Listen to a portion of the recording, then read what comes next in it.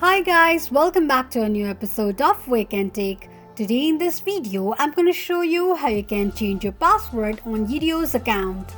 Keep watching the video till the end. To change your password on Yidio's account, firstly go ahead and open your Google search. On the search box at the top, type in yidio.com and make a search. Log into your account and the home page of Yidio's account will appear on the screen. Click on your profile icon at the top right corner of the page and from the drop down click on Account option. On the next page, tap on Change Password.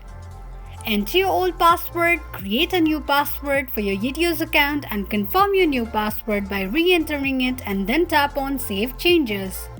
This is how you can change password on Yidio's account quickly and easily just in few steps. If you have any thoughts or queries, let us know in the comments section. Don't forget to subscribe to our channel. Also, press the notification bell icon so that YouTube will notify you whenever we post a new video. I hope this video was helpful to you. Thank you so much for watching.